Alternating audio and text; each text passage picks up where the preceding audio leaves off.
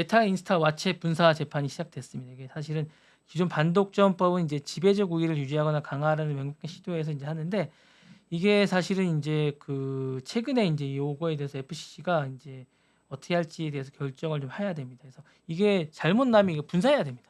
아, 예, 팔아야 되는 겁니다. 그렇구나.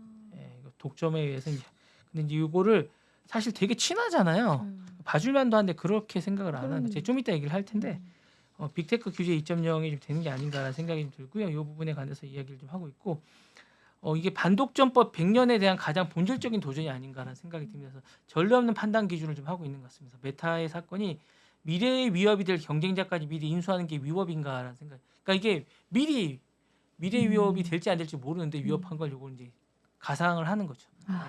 그러니까 사실은 그 전까지 반독점은 현재 시장 지배력에 맞춰져 있는데 이 메타 사건은 미래의 지배력까지 가능성을 넣는 거거든요. 그렇네요. 네. 그러니까 좀 문제가 되는 겁니다. 예. 그래서 반독점의 적용 범위를 과거에서 미래로 확장할지에 대한 중요한 이정표가 됩니다.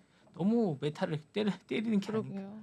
그 혁신 생태계의 자유로운 경쟁을 지킬 수 있을까라는 생각이 듭니다. 만약에 메타가 우호적으로 나오면 뭐 계속 이제 독점적으로 이제 ఉప요할 수 있겠지만 만약에 이 뭐지 FTC가 승소할 경우에는 스타트업 독립적으로 성장할 수 있는 길이 이제 열리게 되는데 자본의 승자 독식이냐 창업자들 공정한 기회냐라는 어떤 기회가 될 것 같은 생각이 들고요. 이게 되면 이제 우리나라도 비슷한 게 되지 않을까라는 생각이 많이 들면서 앞으로 빅테크 M&A 전략이 좀 바뀌지 않을까 이거에 따라서 생각이 듭니다. 그래서 이게 향후에 많은 변화를 줄 것 같고 어쨌든 글로벌 반독점의 공조의 어떤 촉매제가 되지 않을까라는 생각이 들고 AI 시대의 플랫폼의 어떤 독점을 맞을 수 있는 요게 이제 마지막 어쨌든 기회가 될 것 같은 생각이 듭니다. 그래서 요 부분이 되고 요 부분이 여러 가지 이야기가 될 것 같은 생각이 듭니다. 향후에 좀 지켜봐야 되지 않을까 생각이 들고요. 요것도 재밌습니다.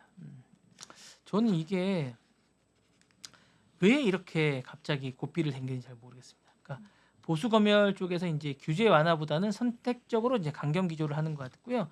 사실은 지금 문제가 뭐냐면 메타뿐만 아니라 다음 주 구글이 있고요. 그다음에 애플이라든가 아마존도 사실은 이제 이걸 반독점이나 시장 지배 구조 때문에 이제 계속 고삐를 당기고 있는 이런 약간 이런 추세거든요. 그래서 이게 좀 문제가 되는 게 아닌가라는 생각이 들고 규제가 여러 가지로 이제 문제가 되고 있습니다. 정부가 이제 단순한 규제하는 것이 아니라 전략적으로 재조정하는 게 아닌가라는 생각이 들고요.